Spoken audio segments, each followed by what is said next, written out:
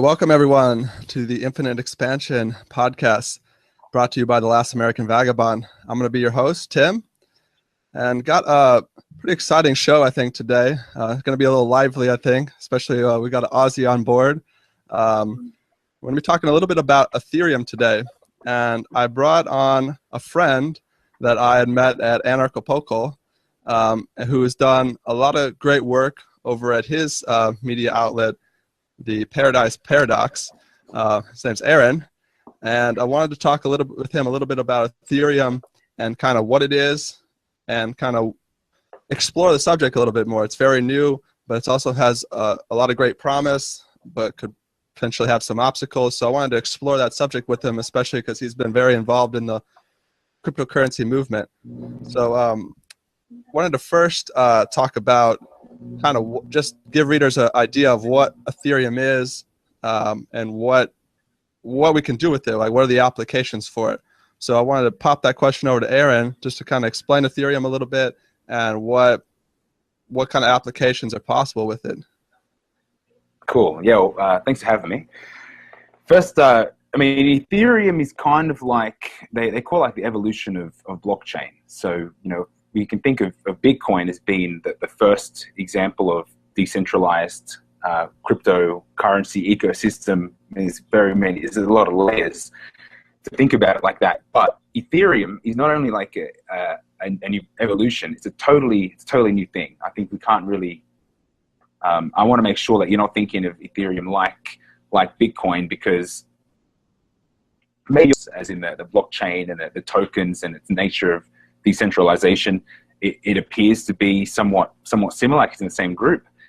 But Ethereum, to quote everybody, they call it the world computer.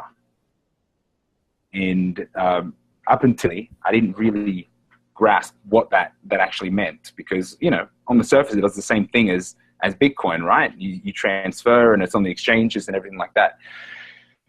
But what makes Ethereum much different, or what Ethereum is, it actually processes, like it is a decentralized computer that processes lines of code rather than just processes transactions. So if we think about a blockchain, like transactions A to B, and that is the ledger that's got all the transactions in place.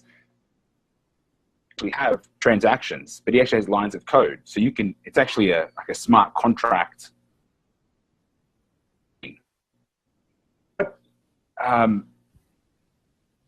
Probably the best way to think about it is, if you think of Bitcoin as having like the ledger, that is the blockchain, then Ethereum its ledger is actually more like a hard drive, where it can actually process code line by line, and it can also jump back and refer to other lines of code, like a hard drive can. So I don't know, maybe I jumped in a little bit too technical to start off with, but it's important that we get that difference, wrapped around our head a little bit. Yeah, no, I kind of look at it, like you said, a supercomputer that, so like you said, Bitcoin is just more of a peer-to-peer money system, whereas Ethereum can process contracts. So we can take just like a normal contract and program it in, and then the blockchain can honor these contracts without the need for third-party litigation or anything like that. So we can actually, it can, like, for example, like a will. If I program a will into it, whenever that person dies and maybe it references a registry, well, then that will gets divvied out on the blockchain without the need to have third-party litigators to determine this and that on it. So it kind of, in a way, you can run. I kind of think of it as like self-regulating markets. So like markets that facilitate themselves using you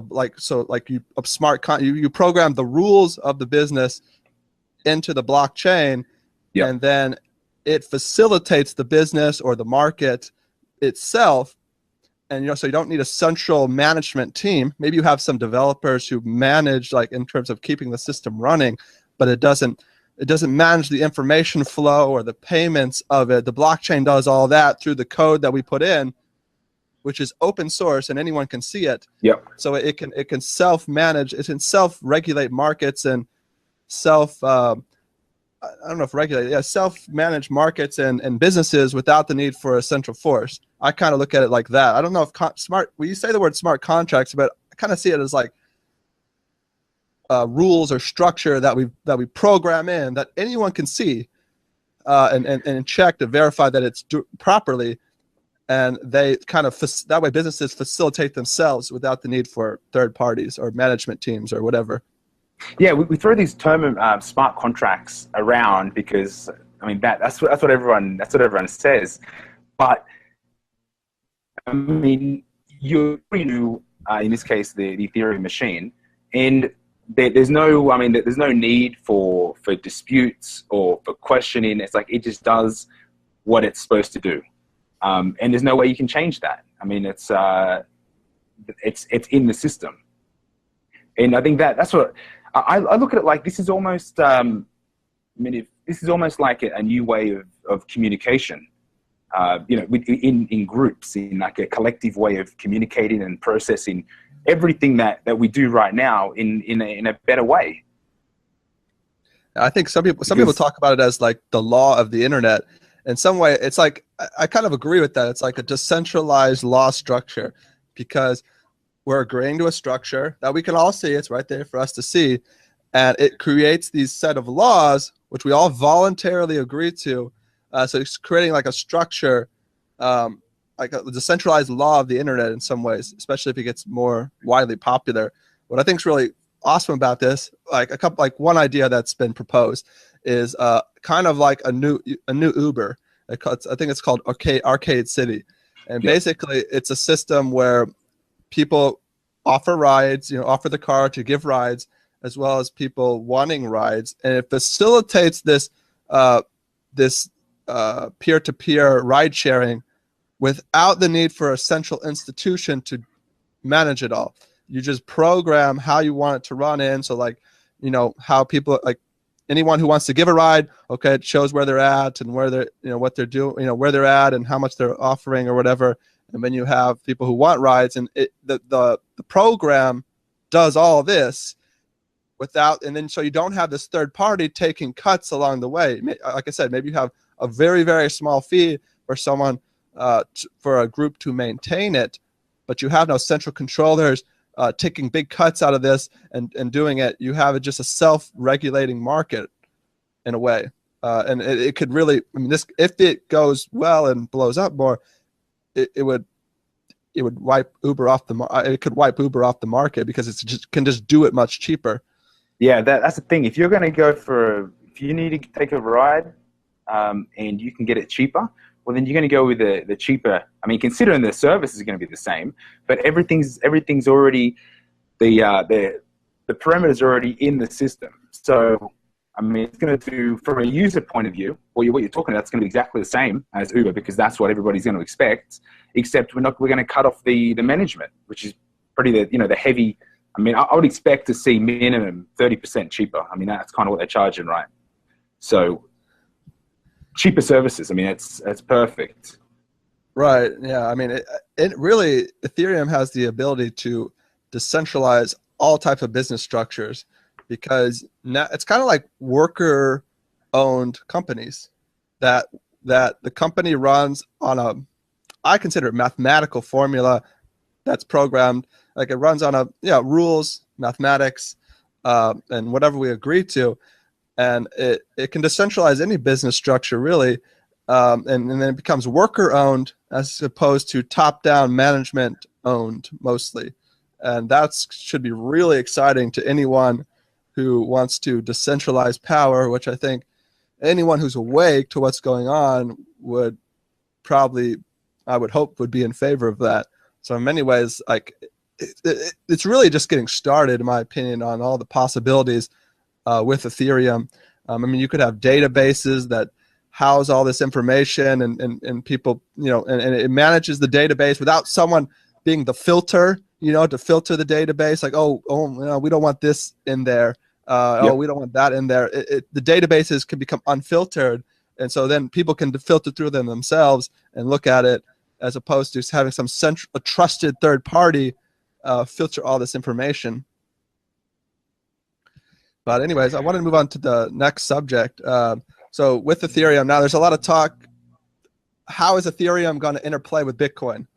And they're both still very new in a way. I know Bitcoin's 7 years old, but it's still fairly new considering it's not most people have no idea still what it is. I mean, they might have heard the name, but most people don't know what it is. But would you consider them rivals? How do you think the interplay between Bitcoin and Ethereum is going to be moving forward?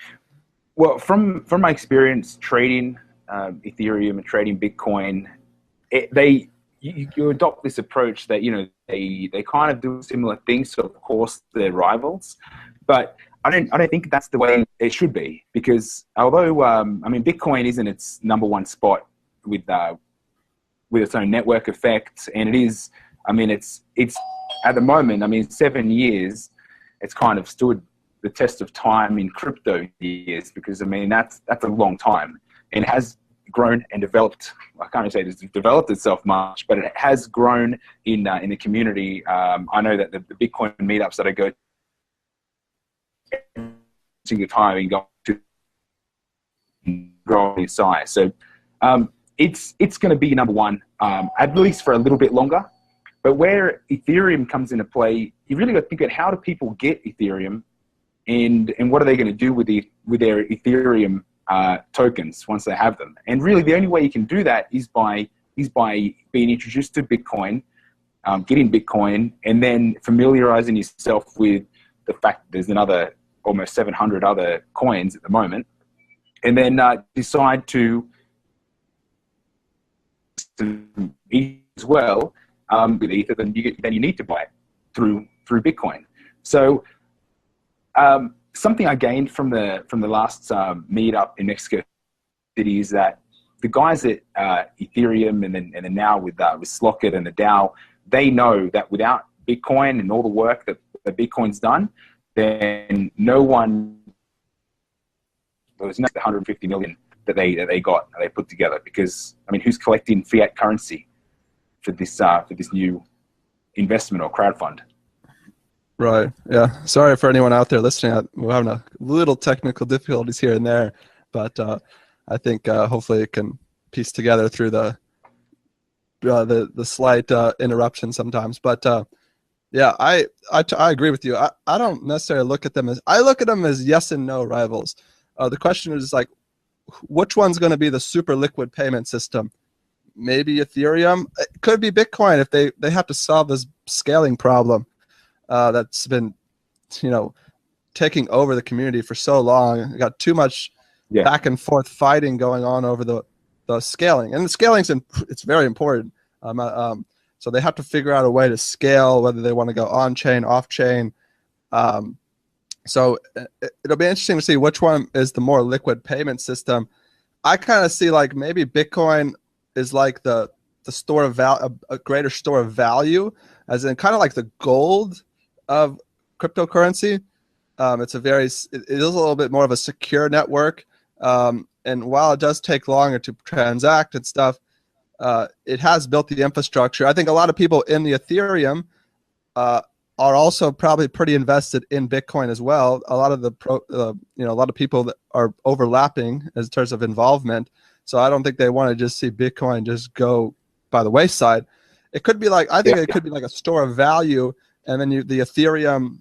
The thing is, like, the Ethereum is like you only use Ether to run the decentralized platform, and so in that regard, I don't know if you could buy like a Starbucks coffee with Ether necessarily, because the Ether is more used to use the network to run these like decentralized businesses and different things like that.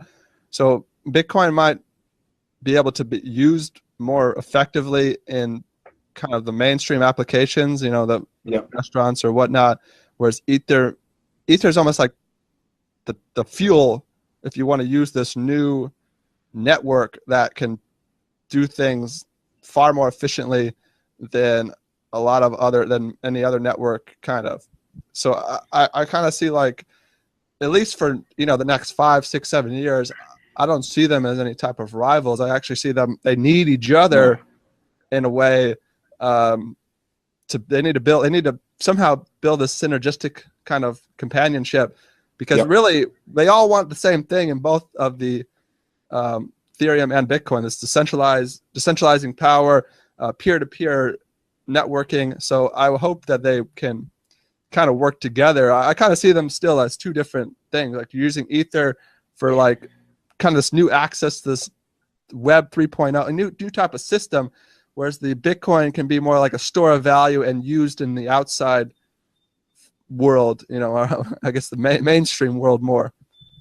Yeah, I mean, they're completely different systems. They're completely different tokens. I mean, this is something that we need to stress. You can't get them both mixed up. And I think as long as Bitcoin gets their act together and resolves this issue, or I mean, maybe they don't need to resolve. Maybe they just decide we're going to stick with Bitcoin the way it is. I think ETH is going to eventually facilitate Bitcoin payments, whether the Ether does the contract part, and then the actual payment token will be Bitcoin, or will be something else, or whatever else it's going to be. But I think for the crypto space, Ethereum and what they're doing right now is the most important step in setting up actual infrastructure. Because I mean, I've been hanging out with crypto heads for years. And ever since I found out about it, like, just when Bitcoin took its first big jump back end of 2013 and hit the 1,000, that was insane. And of course, it took over my whole life. But at that point, it was like we're talking about smart interactions, and we're going to pay everything with this, and payment systems. And I'm looking for jobs in how am I going to set up? Like this is the future. Like I need to get into this. I put my university studies on hold for a little bit. Like it took over my life. But now, what we've been talking about then, now with Ethereum, and that's a big change up. So I hope Bitcoin works itself out, because Bitcoin's kind of like what got everyone involved in the first place. But Ethereum's going to now build these internet superhighways that we've been waiting for. Yeah, I think that's a good analogy in a way. I still think Bitcoin is going to be like they're already making, I think it's called, I wrote it down in my notes here. Where's it at? BTC Relay. And it's a way of, it's like a side chain that links in Ethereum with the Bitcoin network. And so you can use smart contracts on Ethereum and two-way peg the side chain in to the Bitcoin network. And so, yeah, there is now, Bitcoin's developing its own kind of smart contract system called Rootstock. Yeah, we'll see if that's like they're trying to rival and take over that. So that'll be interesting to see what happens between those two. But I would hope that they can build. Go ahead. Yeah, I think it's really cool that Bitcoin might eventually do what ETH is going to be doing now. But I don't know. What you personally, I think. I'd probably rather ask you the question. Do you think there's point in setting up so many side chains or these side chains projects when we're looking at Ether, like Ether from like its nuts and bolts, it's going to be able to process. It's a virtual machine. It's a computer compared to trying to set up a side chain that can process on the side of something else. I think though that Bitcoin will need sometimes it will need side chains. I'm in favor of on scale, bigger block size or something it needs to process transactions faster. But I think eventually it will need a side chain to facilitate more payments quicker, especially if more people, especially like micro payments and small payments. So that way people can use it in small amounts, so it doesn't clog the bigger blockchain. I think it will need to do this regardless of the Ethereum plays or not.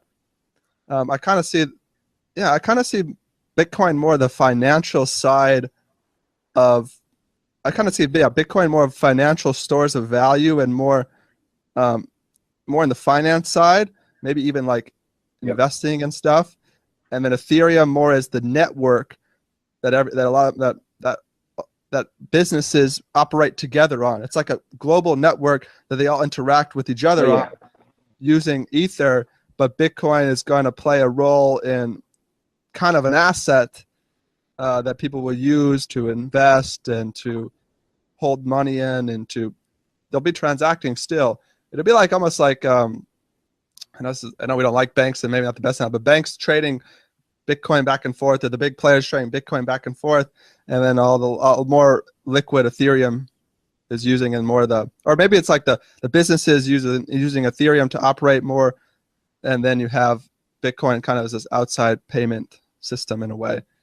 I don't know. I think they're both going to be players, along with other things. But yeah, I hope we don't get into this like competitive, like unless like, well, we're trying to take over Ethereum or we're trying to take over Bitcoin. I hope they work synergistically together, because really we're all after the same thing.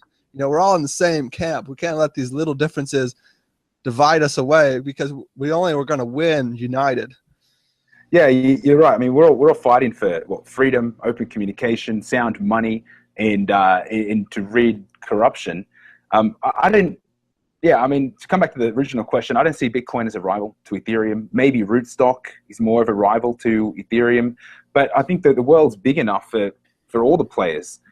And jumping back to Bitcoin being the gold of crypto, I mean, I like that idea from the start. It just kind of sounds cool and heavy. And I think if Bitcoin doesn't get their act together, then it will be the gold of crypto, in the respect the same way that we use gold now. It's like some people hold it as a store of value, as an asset class. It's like a hedge. Yeah, but we don't go buy groceries with gold. So why would you want to buy groceries with Bitcoin? We could. I mean, we probably can now, but I think if the ecosystems all join together and we get bigger, there's probably better ways of doing it. But I mean, I'm one of those guys that hope Bitcoin really does overshoot moon and become so valuable that it's not something that we're going to be doing all these micro payments, which means you probably won't need to make sure that it has this ability to process a huge amount of transactions. But then on the other hand, if it doesn't get itself together and it fails, and the price doesn't rise, I think people are still going to collect them. There's only 21 million of them, and I say there's probably a big majority that's been lost. So who it's going to be special to have a complete Bitcoin, like a whole Bitcoin, at the end of the day, irrespective of how much they're worth. Just knowing that you were there on the first, you were there day one. You know what I mean? Like this is a complete change of era, and I've got my Bitcoin, so. That's an interesting theory. I've never heard someone say it like that. It's almost like a relic or a keepsake in a way. So. Well, it might be like some of those baseball cards we used to trade in primary school. It's like it didn't. What value did it really have? It depends at the time. Right. Definitely. What do you now? Because this is all part of this kind of awakening movement of. It's so many movements combined. Truth movement, you could call it, freedom movement, decentralization movement, and they're all like getting at the same things of the world changing and giving power back to the people and getting truth and objective truth out there. Because a lot of people in the truth movement don't know a lot about cryptocurrencies. They don't participate a lot in the forums, and they don't understand a lot of it. But why do you think more people should care about this? Because I think this is such a big thing for people in the truth movement to start to understand. They think it's over technical, but really, you put your mind to it, you can understand it. Why do you think more people need to be paying attention to this field of crypto and this whole new networks, Ethereum and other stuff? Yeah, I think the crux of this is that people don't understand money systems in the first place. If they did, then it's a no-brainer. You jump something else. Personally, when I realized how the banking system interacts with governments and how they interact with huge corporation, and this partnership between the three levels of, private organization, government, and banking, and how that is not benefiting the human race at all. It was like, that's it, I'm out. And it's like, and then that's what started the whole, Bitcoin crypto understanding. Even though I had a light understanding of information technology, other than just an interest, it was like, this is a solution to take the power away from those that realistically don't know what they're doing. Because, why would you have to be pretty sick individuals to want to cage human beings, you know what I mean? And then you only have to read, and that people in the world could just fix that. But they can't, and they won't, because of the world we live in, like the structures of society. It's just not, it's not viable. Comparing maybe like first world countries to like the emerging economies or emerging economies, it's like, you see a lot of people that are, I've been in Mexico, so I see this every day. You see a lot of people that are trying to work. They're out in the street literally selling things that are worth, 10 cents. And they need to do this X amount of time so they can eat and feed their family. That system doesn't work for them because the money's not there. Like the economics is there, the understanding's there, but they haven't come to Bitcoin yet because to get there, you know what I mean? Like, be caught up in truth movements, but we already know the truth. Like, once you know it, you know it. It's just a matter of how are we going to deliver these systems to people that really need them. And I think it's known in the communities that we've got, like, for example, the regulation that's now crushing Bitcoin exchanges and Bitcoin-based companies, like what happened in Australia. I think there was, 16 Bitcoin exchanges. The majority of them had their banking accounts frozen. So it's like, how can they even operate? And of course, these are pretty, young guys like us that are putting together these ideas, and we want to change the world. But then an old traditional system just puts the hammer on you, and that's game over. Being here in Mexico, I can see that's not the same case. And actually, there's very little regulation here in Mexico, and I think most of the exchanges are actually doing quite well. The trick is now is how do we deliver that to the people? And I think that's kind of the phase we're in now. I think you're right on that. Like you said, economics. There are a lot of places, but the money doesn't represent the value of what they're doing in the economies. I totally agree that no one knows money's the move of it all. And I personally believe, and I think this is true, that the reason money is not money tool. It's that money doesn't represent the value that it should, and that the value is so distorted in economies and what money, how value is compared to what's put in. And I think Bitcoin these are now tools to change the money system. If you want to change the world, you have to change the money system. And the way value is represented needs sound money. And this is finally an amazing global tool.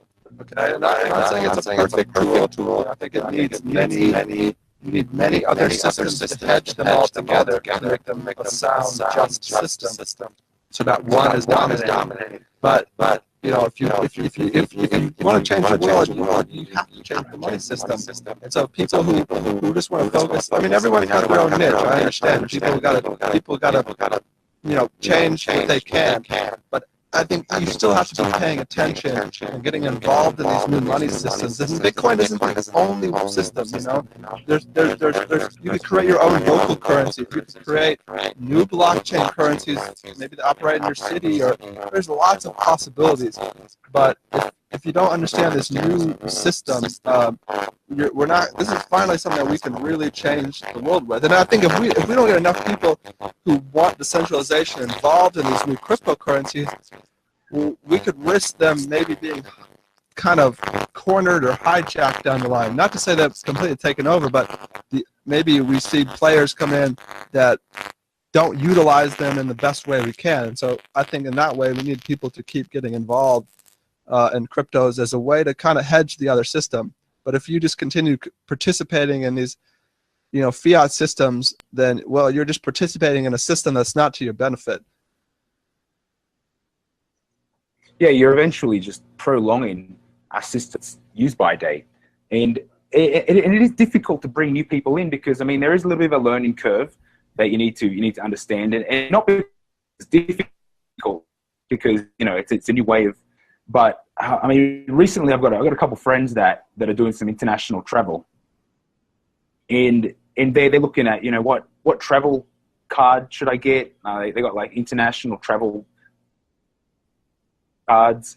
And it's like, this is, okay, we need to have a coffee. You need to sit down with me and I'm going to show you how to get a Bitcoin Visa card. Because, I mean, what's going to happen when you're traveling through Europe and the next bank collapses, and then all of a sudden the ATMs don't have any money and there's no staff to reload them, and all you've got, I mean, you've got your card with Bitcoin, but at least you have your Bitcoin, you know what I mean? You're not loaded with a currency that's going to be,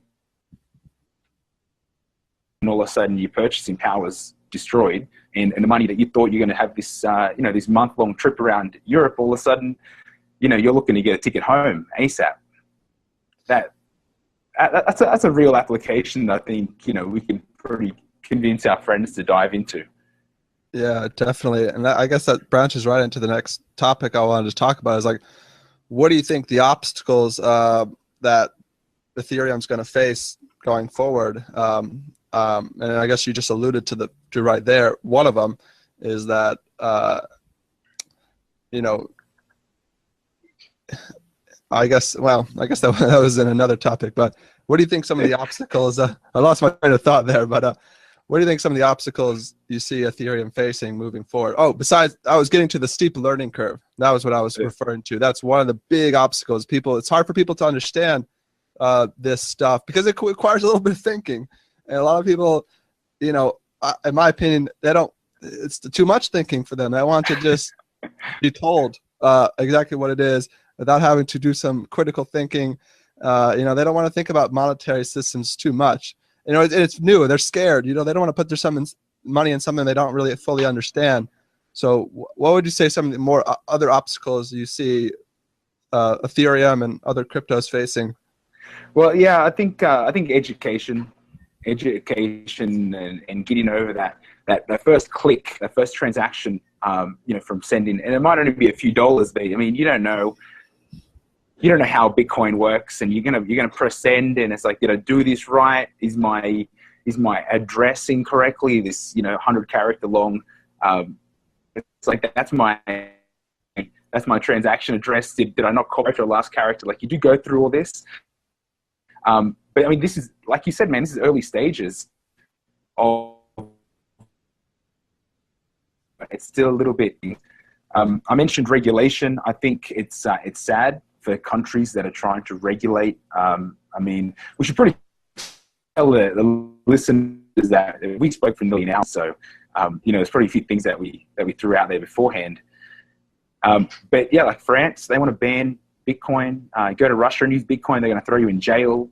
China was banning Bitcoin for a while, and then all of a sudden they said they're going to bring out their own cryptocurrency. And then if you follow in financial news, they're hoarding all this gold and silver, and they're talking about, I'm not sure if they did or they have pegged the Chinese yuan to gold.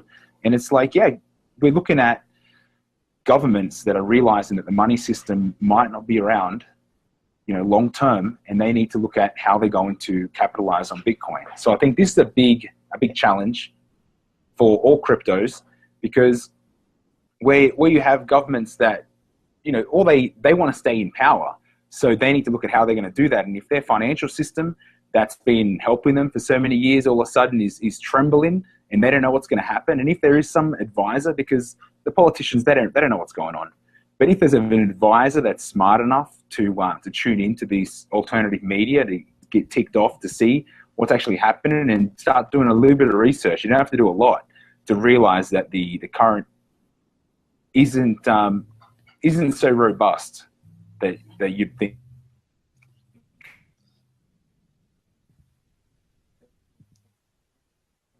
I think I lost you there for a second, but Yeah, I totally agree that government is probably going to be one of the biggest obstacles, because how is this old system that wants to stay in power, that only is interested in keeping itself around, as any business or any government, how are they going to interact with a system that's really can make them obsolete? I think banks are even more scared than governments. Banks really risk becoming obsolete. We could have new forms of banks, kind of like banks that are decentralized with lots of people who put their money in, who invest, kind of like what the DAO is. It's a venture capital fund where people actually have to put up real assets to invest in, as opposed to banks who can just create credit out of nothing and then collect your assets that you worked hard for. That's just a complete Ponzi scheme. It's just such a scam. So I think governments is going to be one of the biggest one in central banks. But I also see, one of the problems too is going to be scaling and in-group fighting. And I know, and this is something that Bitcoin knows all about, because once it starts to get bigger and you get more people, you're subject to infiltration. You're subject to people utilizing it in the wrong way, sabotaging each other. We know the government puts out tons of instigators.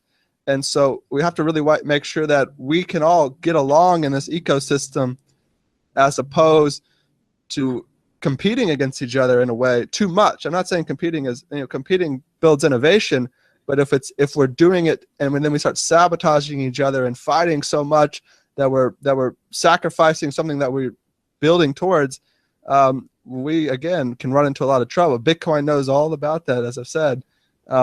So leaderless movements, while it's great, I'm all for it. There's just challenges with building consensus and building communal structures and ecosystems require communal actions in a way. And so we need to all voluntarily come together, as opposed to, fighting amongst each other too much. I know it doesn't seem like that's happening in Ethereum yet, but that as it scales, it's definitely open to that. And I think last point I wanted to make on that too is we have to make sure that people, say, because I know some of the big boys in finance are getting involved in Ethereum or slowly.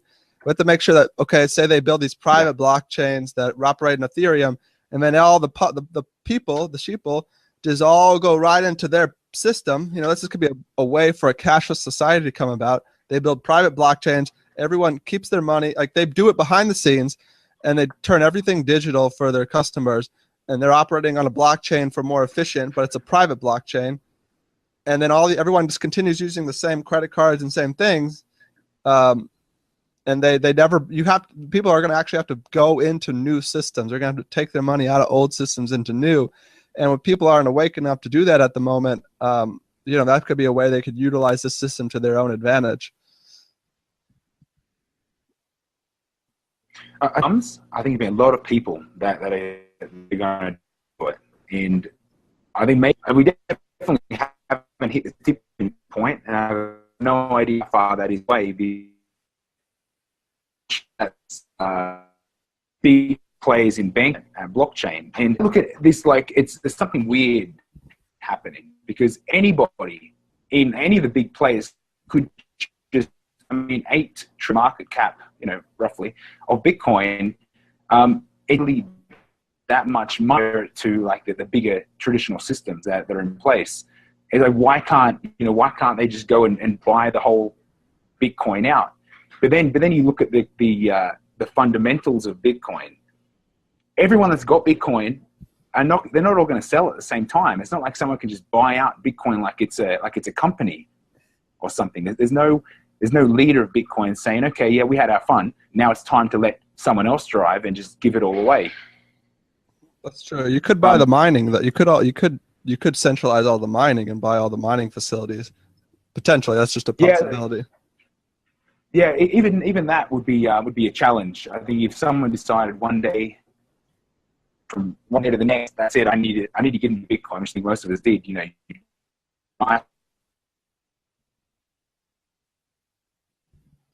Effect will that have? I think this is why the banks, if some of them are doing something sneaky like that, and growing and, you know, relabel the mining pool and it's really hard to say, because then on the other hand, you got media. Like, media is not helping any side of Bitcoin. Every time that a exchange is hacked, then all of a sudden Bitcoin's dead again. Like, I don't know how many times Bitcoin died in the last couple of years, but the media's always finished.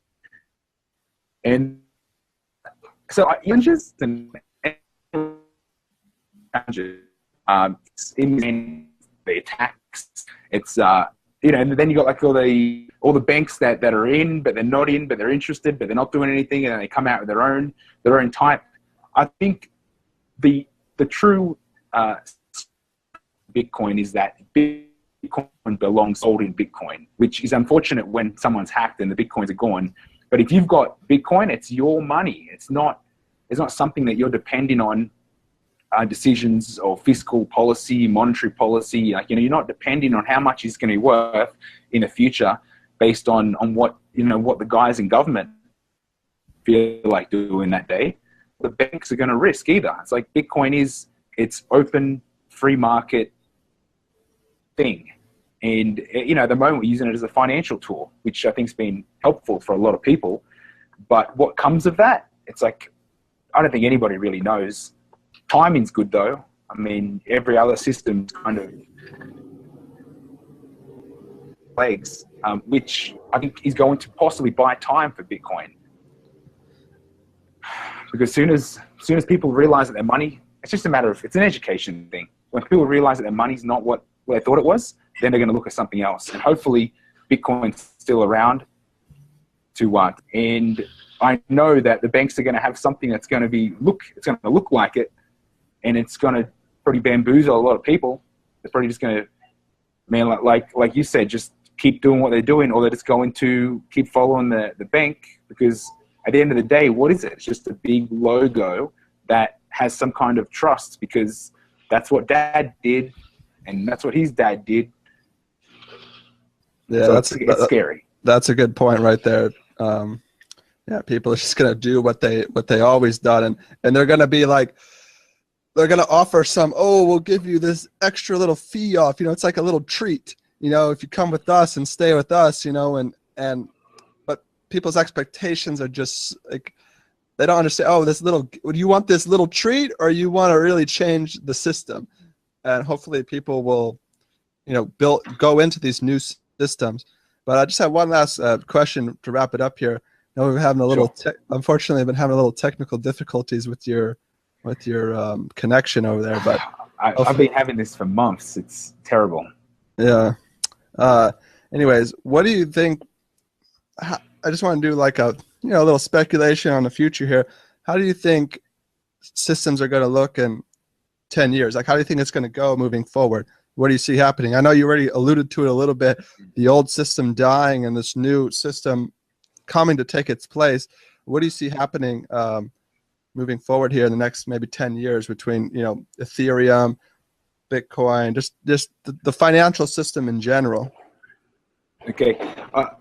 We didn't mention it in this about the decentralized autonomous organizations, but I think that's a big key into what's going to happen in the future, because what government's in place to do is something that we can see that they're not trusted to do anymore. So maybe in the future, if there's a way where people can actually vote and know their votes can count towards something, or if there's a way that we can actually decide as a collective group rather than waiting for a round table in some building that no one's ever heard of before to decide on what the decisions need to be for the place or the country or state or whatever, then I think that's going to be the changing factor when people can really implement some kind of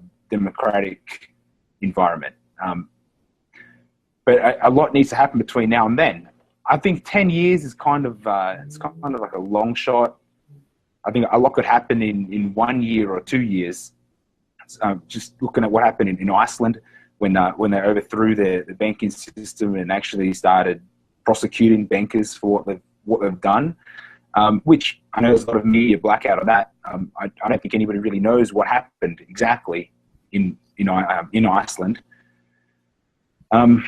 So I think we're going to see more decentralized organizations, and I think we're going to see smaller governments, because we're not going to put up with it anymore if the collective can get their voice together.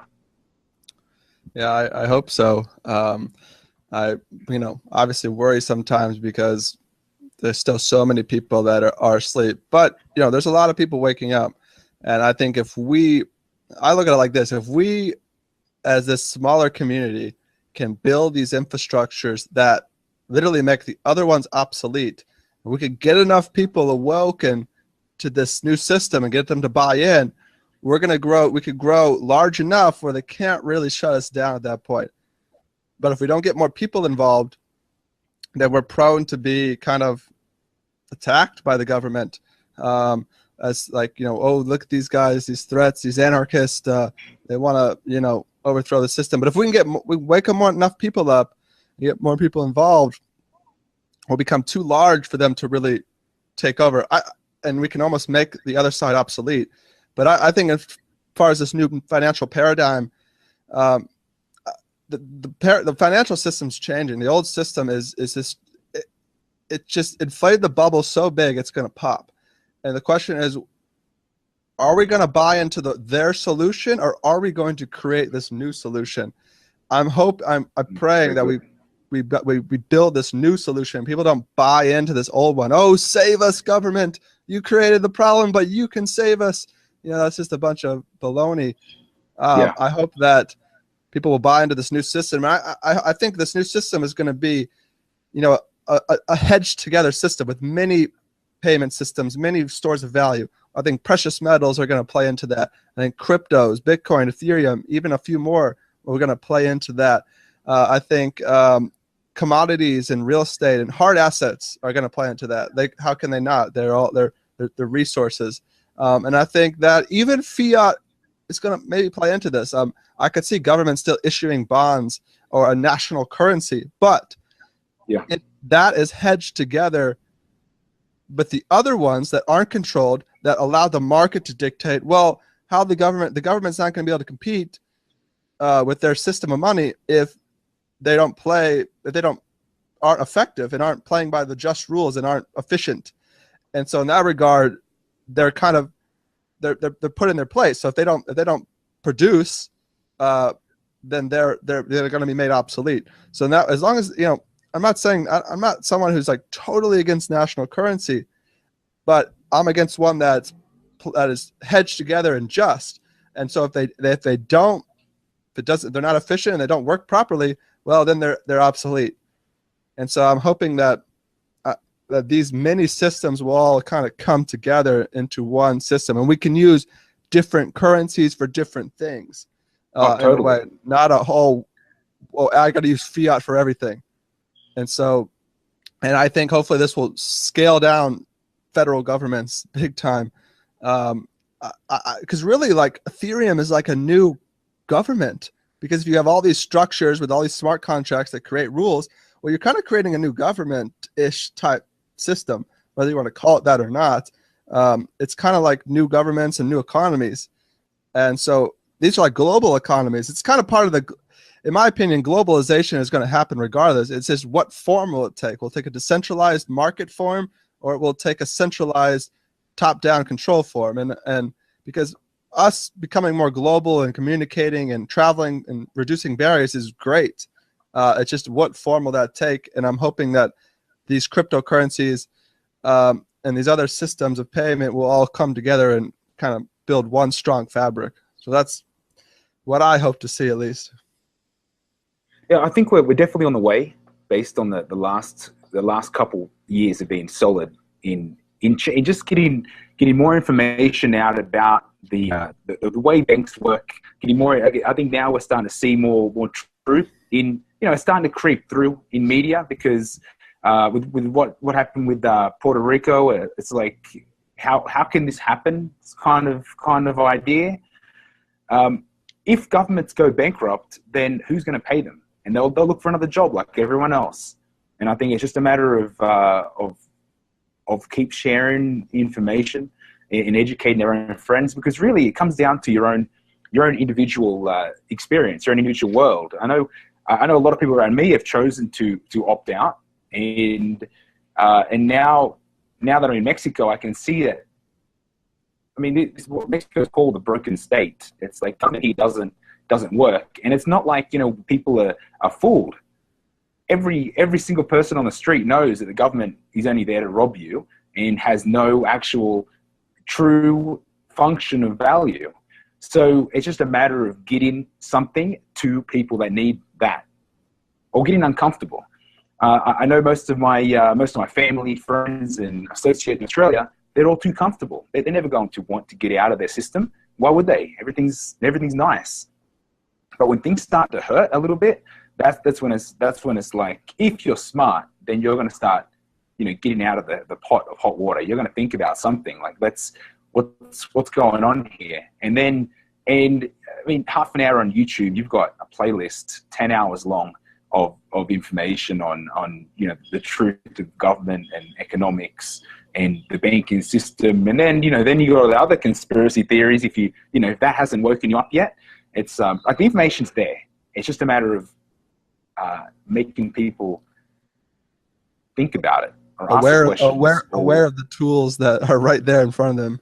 Exactly, because if they don't, it's going to be too late, and maybe a banking collapse is what we need. I actually think you're right on that. I think we're going to be in a really important position coming, where the old financial system is going to collapse, and a lot of people are going to wake up like, whoa, what the fuck's going on? The question is, okay, are we going to have our infrastructure in place to steer them in this new direction, as opposed to going right back into this new system by the same players? I think we're going to have such a great opportunity to do that, because a lot of people are going to be shaken awake. The system is going to have to give. It can't keep going on with these debt levels like this, and it's cracking big time. So I think we're going to have a big opportunity coming up to steer people into these new systems. They're going to be open to this new knowledge like they haven't been before. So I hope we take advantage of that. But yeah, I wanted to wrap it up there. For anyone not familiar with your work, Aaron, where can the viewers go to find your work? Well, myself and Kurt Robinson, we have a podcast at www.theparadiseparadox.com. And we're also we're on Twitter, we're on Facebook. Probably best to go to the website and sign up to the newsletter there to keep up to date with everything. We cover all this stuff, not from a technical point of view, but we like to keep more social in our topics, and the occasional conspiracy theory just for fun. Yeah, I would encourage anyone to check it out, because what you guys do well is, besides providing good information, is you keep it fun. You guys, I've lived with Aussies for years. The humor is so great, and so I think you guys bring a humor aspect that you don't always see in other alternative media. Sometimes it can get too serious, and we got to learn sometimes to laugh and to joke about some of these topics. And so I think you guys do a really good job of that. So I hope people will go and check out some of that. But anyways, wanted to wrap that up. Thanks anyone who is listening. Thanks, Aaron, for your information. That was great. And I hope people will go and check out some of your work. And if you like this video, please like, subscribe to the channel. We're gonna have a lot more stuff coming your way. Once again, thanks, and have a good day.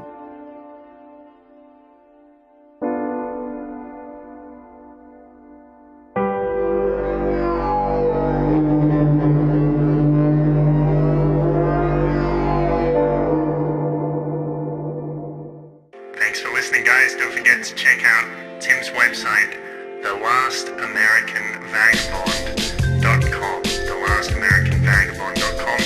Jump on over to our website if you want to help us out a little bit. Show us a little appreciation in magical monetary form. Jump on over to donate.theparadiseparadox.com. You can also jump on our website, paradiseparadox.com, and have a look. We've got a lot content about Ethereum and other cryptocurrencies. Episode 75 is an interview with Andreas Antonopoulos. Episode 50 is an interview with Bitcoin journalist, cryptocurrency journalist Juan Galt, specifically about Ethereum. So jump on over and have a look at those.